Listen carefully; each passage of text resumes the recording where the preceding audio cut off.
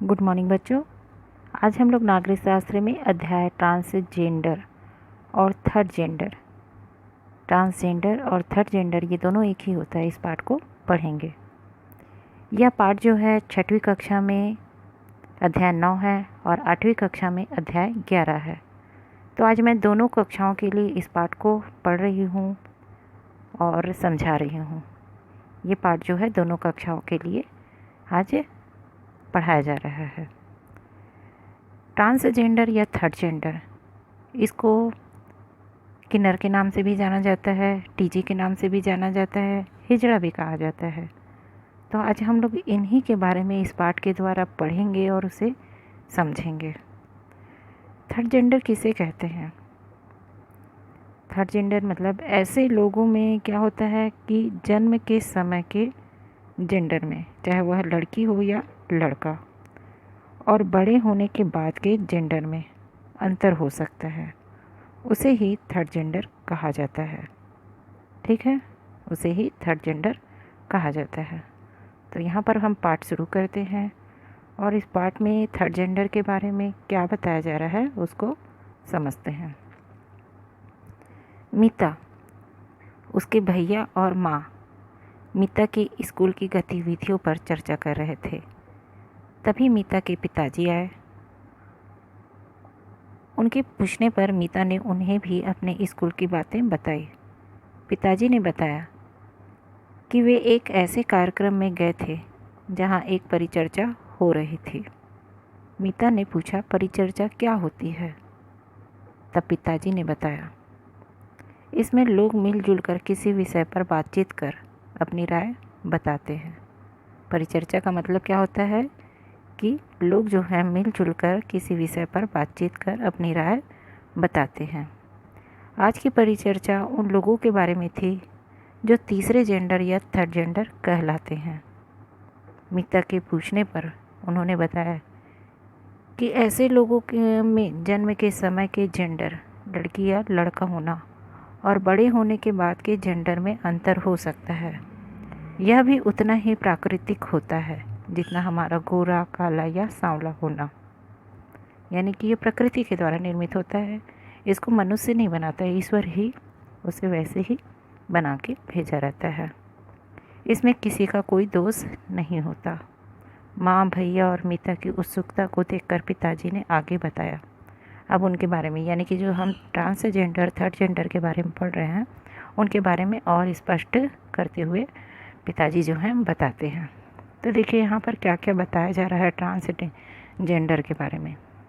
आप अपने बुक में यहाँ पर देख ही रहे होंगे उनके बारे में यहाँ पर जो है उनको देखे भी होंगे। अपने आसपास में कुछ अलग ही दिखाई हुए देते हैं। उनका पहनावा भी जो है लोगों से अलग होता है। ऐसे लोगों का पहनावा, बोलचाल, रहन सहन का तरीका वे जैसे दिखते हैं उससे अलग हो सकता है। यहाँ पर देखिए पहली बात क्या बताई जा रही है। अक्सर आप लोग अपने घरों में या घर के आसपास में या दुकानों में, है ना, त्योहारों के समय, दिवाली का त्यौहार हो गया, होली का त्यौहार हो गया, या फिर कुछ खुशी का अवसर होता है, ऐसे मौके में ये लोग जो हैं अक्सर देखने को मिलते हैं। इनका बोलचाल, पहनावा, रहन सहन का तरीका हमसे बहुत अलग होता है ना। ऐसे लोगों की अक्सर समाज में उपेक्षा की जाती है। अब ये भी समाज का ही हिस्सा है, लेकिन फिर भी समाज में इसकी उपेक्षा की जाती है। लोग उन बातों पर हंसते हैं, है ना, लोग उन पर हंसते हैं, उन्हें छेड़ते हैं, परेशान करते हैं और उनके लिए गंदी बातें करते हैं। ये गलत है कि कोई किसी के लिए हंसे, उसका मजाक उड़ाए, है ना। फिर भी समाज में ऐसे बहुत से लोग होते हैं जो इनकी उपेक्षा करते हैं, उनका उपहास करते हैं, है ना। कभी कभी इनके माँ, पिताजी या रिश्तेदार भी इन्हें अपनाने से मना कर देते हैं।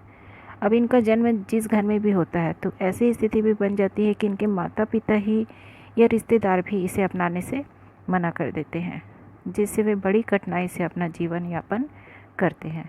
अगर माता पिता ही इन्हें किसी संतान को अपनाने से इनकार कर दे तो फिर उनका जीवन कितना कष्टपूर्ण होगा, इसे सोचिए। तो ऐसा इनका जीवन होता है। कभी कभी परिवार या दूसरे लोगों के बुरे या गलत व्यवहार के कारण ये आत्महत्या भी कर लेते हैं। अब इनके सामने ऐसी स्थिति भी बन जाती है कि लोगों के बुरे व्यवहार, गलत व्यवहार के कारण इनको आत्महत्या भी करना पड़ जाता है। समाज की ये भी एक हिस्सा है, लेकिन इसके बावजूद भी इनके साथ में इस तरह के व्यवहार होने के कारण से इनको आत्महत्या करना पड़ जाता है। तो जितना अधिकार हमको है समाज में जीने का, उतना ही अधिकार इन्हें भी उसी प्रकार से जीने का अधिकार है। आगे देखिए, भैया ने दुखी होकर कहा, लोग क्यों नहीं समझते कि समाज में प्रत्येक व्यक्ति को सम्मान के साथ जीने और शिक्षा पाने का अधिकार है। हमें सभी के साथ सामान्य और सम्मानजनक व्यवहार करना चाहिए। हो सके तो उनकी सहायता भी करना चाहिए। कोई भी व्यक्ति रहे, है ना, गरीब रहे, अमीर रहे, गोरा रहे, काला रहे, सभी को सम्मान के साथ जीने का, शिक्षा पाने का पूर्ण अधिकार है। उनके साथ हमको सामान्य व्यवहार करना चाहिए और उनकी सहायता भी करनी चाहिए।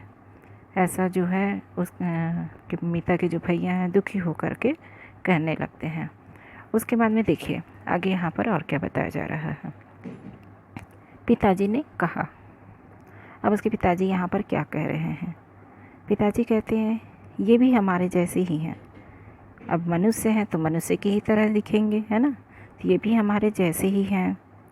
ये हमारे जैसा सब कुछ कर सकते हैं, जैसे कि हम कोई भी कार्य को करने में सक्षम होते हैं, है ना। कोई भी हमारा, जैसे हमारे 2 आँखें हैं, दुकान है ना, 2 हाथ है, 2 पैर है, ये भी पूरे मनुष्य के ही समान होते हैं। लेकिन फिर भी इनके साथ भेदभाव किया जाता है, समाज में इनकी उपेक्षा की जाती है। इनकी ज़रूरतें भी हमारे जैसी ही होती है। हमें इनके साथ किसी भी प्रकार का भेदभाव नहीं करना चाहिए। इन्हें भी हमारे जैसे सभी अधिकार हैं। मतलब कि जिस प्रकार से सरकार हमें अधिकार प्रदान करती है, वैसे इनको भी सरकार जो है इसी प्रकार से समान अधिकार प्रदान करती है। ये भी हमारे जैसे ही प्यार, अपनापन और सम्मान पाने के हकदार हैं, है ना। इनके साथ भी हमारा व्यवहार इतना अच्छा होना चाहिए जैसा हम दूसरों के साथ व्यवहार करते हैं और अपने लिए चाहते हैं। ठीक है, तो यही सब बातें जो हैं इनके लिए समाज में किस प्रकार से लोगों को होना चाहिए, लोगों की भावनाएं जो है इनके प्रति किस प्रकार की होनी चाहिए, ये पिताजी जो हैं अपने बच्चों को समझा रहे हैं। मीता और भैया ने कहा। अब पिताजी की ये सारी बातें सुनने के बाद में मीता और उसके भैया कहते हैं, पिताजी हम इन बातों को हमेशा ध्यान रखेंगे और अपने साथियों को भी बताएंगे। अब अपने साथी को भी इस बारे में बताने की बात कह रही है।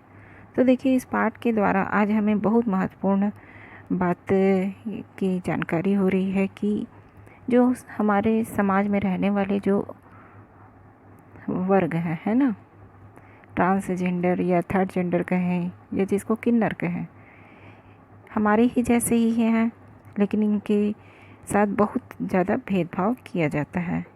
इनका भले ही पहनावा अलग होता है, हमसे बोलचाल अलग होता है, रहन सहन अलग होता है, लेकिन इनकी उपेक्षा हम मनुष्य को नहीं करनी चाहिए। इनकी उपेक्षा करने के कारण से इनका जीवन जो होता है बहुत ही कठिनाईपूर्ण होता है। इनका स्वभाव जो होता है बहुत अच्छा होता है। ये दयालु किस्म के होते हैं, स्पष्टवादी होते हैं, और ये जो लोग होते हैं इनका आशीष वचन जो होता है वो लोगों को फलता है। ये केवल हमसे प्यार और अपनापन ही चाहते हैं, इसके अलावा इनको हमसे कुछ और नहीं चाहिए रहता है। लोगों के छेड़ने और परेशान करने के कारण ये बहुत क्रोधित भी हो जाते हैं, और कि कोई जो होते हैं वे आत्महत्या भी कर लेते हैं। तो इसके जिम्मेदार भी वही, यानी कि समाज में रहने वाला व्यक्ति ही हुआ। तो हमको इस प्रकार का व्यवहार उनके साथ नहीं करने चाहिए। इनकी बनावट जो होती है वो प्राकृतिक होती है, इसमें इनका कोई दोष नहीं है, क्योंकि कोई भी व्यक्ति जो है अपने आप को ऐसा तो बनाना नहीं चाहेगा जिससे उनकी उपेक्षा हो, है ना। तो आज इस पाठ के द्वारा हम किन्नरों के बारे में जाने हैं। तो यहाँ पर ये पाठ जो है समाप्त होता है।